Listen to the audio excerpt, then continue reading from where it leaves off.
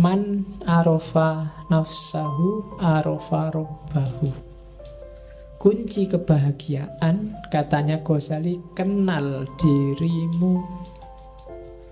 Kalau kamu sendiri masih nggak paham siapa kamu, apa maumu, kamu tidak akan bisa bahagia.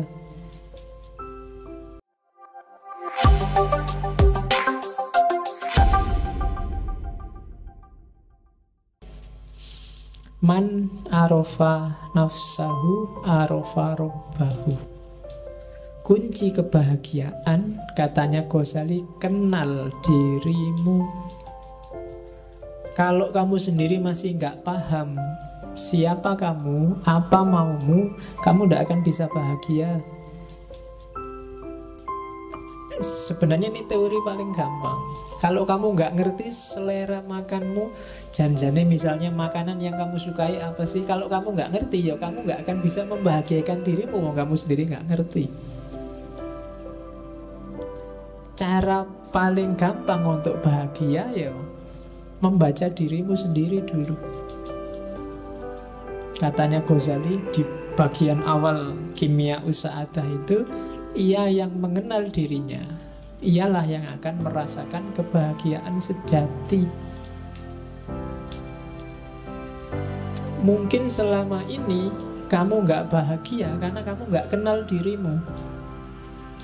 Sebenarnya kamu suka misalnya baju-baju tipis, tapi karena kamu nggak kenal dirimu, kamu lihat orang lain pakai baju-baju tebal, pakai baju-baju jubah, kamu anggap itu yang enak.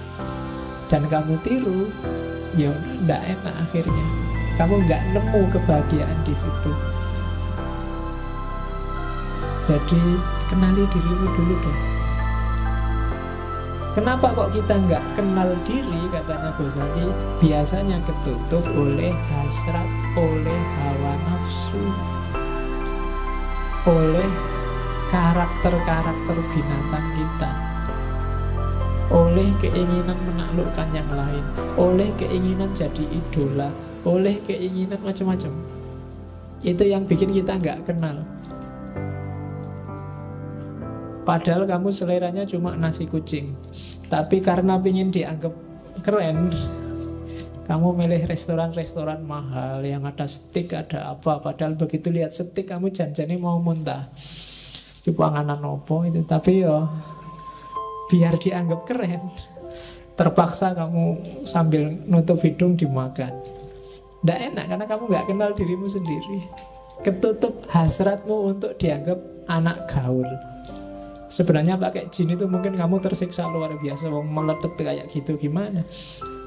Tapi kalau nggak pakai jin nggak keren, Pak. Padahal kan yang paling keren itu kan menurut saya kan pakai sarung paling enak. Longgar, ISIS kan. Loh iya kan?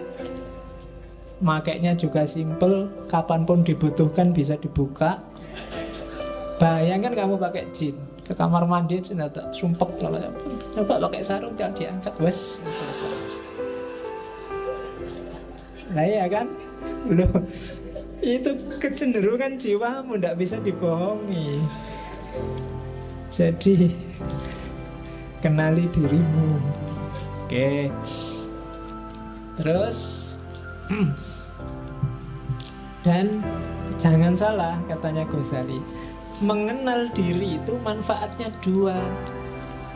Begitu kamu jernih membaca dirimu, semakin ke dalam, semakin ke hakikat sebenarnya siapa itu manusia. Justru di paling dasar kamu akan ketemu gambarnya Tuhan. Ya kan? Karena Allah memang yang membedakan manusia dengannya. Bukan manusia kan, wa nafakha fihi min ruhi. Dalam diri kita ditiupkan ruh dari Allah. Dan itu citranya, gambarnya ruh dalam diri kita, itu gambarnya Allah. Jadi begitu kamu kenal dirimu yang sejati, hakikatnya kamu kenal Allah. Jangan dibayangkan, kalau mau lakukan, bersihkan dirimu sebersih-bersihnya, singkirkan dari debu-debunya. Ghazali kan yang terkenal bikin analogi cermin itu kan. Semakin nafsu menguasaimu, semakin gelap cerminmu. Kayak kamu maksiat sekali, ada titik hitam satu. Semakin banyak maksiat, titik hitamnya semakin banyak. Sehingga kamu tidak bisa sudah lihat ke dalam dirimu. Akhirnya kamu tertipu oleh titik-titik hitam itu. Kamu anggap yang penting yang titik-titik hitam itu. Padahal kalau kamu bisa bersihkan itu, kamu sisihkan itu semua, kamu akan melihat bahwa sebenarnya itulah hakikat dirimu dan sekaligus itulah Tuhanmu. Oke, jadi kunci bahagia pertama, kenali dirimu. Saya tidak tahu pernah nggak teman-teman sekali-sekali mikir tentang dirimu sendiri. Mungkin paling tidak kayak tadi, nanti kalau ada waktu ya bikin semacam muhasabah, semacam tafakkur. Tipe orang kayak gimana sih kamu itu? Yang kamu sukai apa, yang tidak disukai apa? Cita-citamu apa saja? Keinginanmu apa saja? Terus kamu cek, ini keinginan ini sifatnya kayak gimana sih? Positif apa negatif? Kalau negatif, kenapa kok negatif? Sumbernya dari mana? Dan akhirnya mau jadi apa? Wah, itu muhasabah namanya. Jadi yang pertama, kenali dirimu deh. Siapa kamu? Ya kalau orang perang itu kan harus ngerti posisinya. Kalau kamu nggak ngerti posisinya, gawat. Ya kan? Di rumah aja kan kamu harus ngerti posisi. Kamu itu anak, apa bapak, apa ibu, apa adik, kamu kan harus jelas. Kalau kamu di rumahmu anak tapi merasa kayak bapak, kan gawat. Ya nanti malam-malam masuk kamar ibu, posisimu anak bukan bapak lah, ya kan? Harus jelas. Nah, itu maka kamu dalam hidup ya gitu harus muhasabah. Jangan-jangan kamu itu teman, apa sahabat, apa pacar, apa musuh, kan juga harus jelas.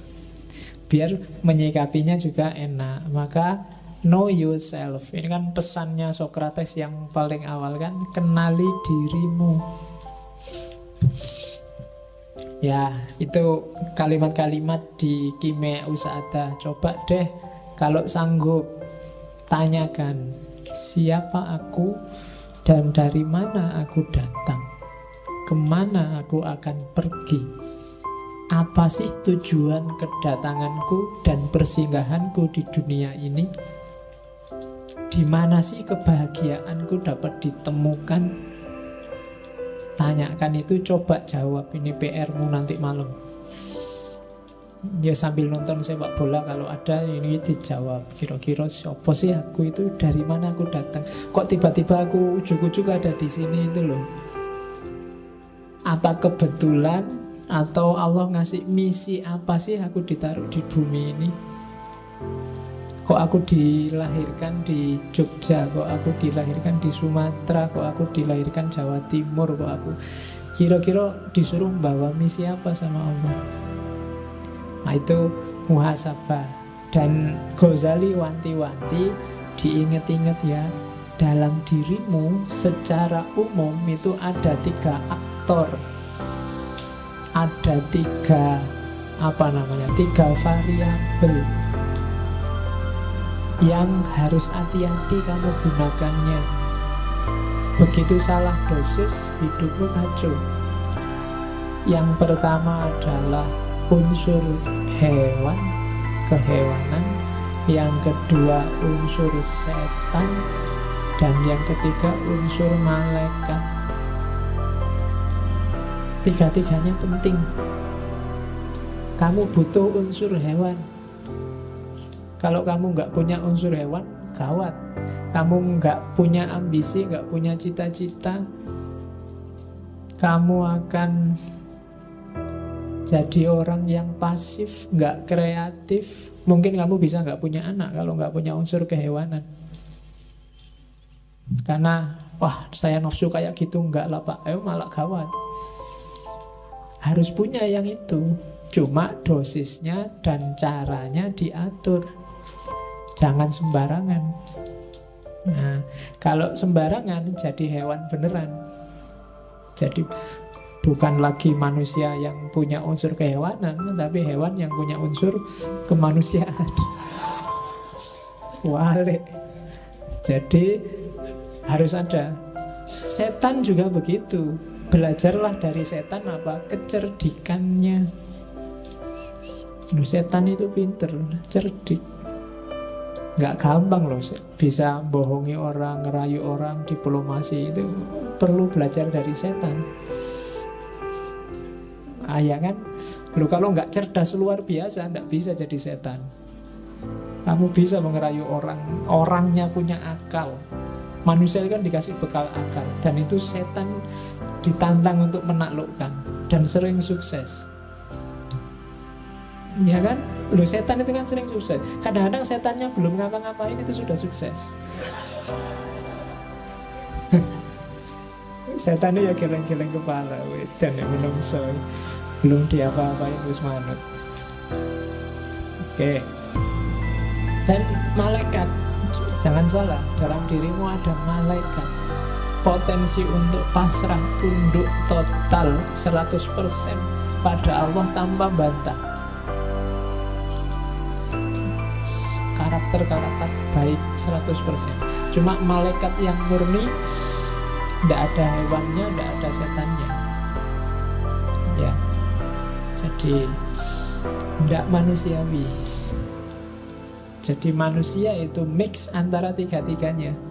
Jadi bukan tiga-tiganya dibuang atau dipilih yang mana, tapi kontrollah tiga-tiganya sesuai dengan dosisnya masing-masing. Kalian harus ngerti dosisnya, ngerti takarannya. Jangan berlebihan.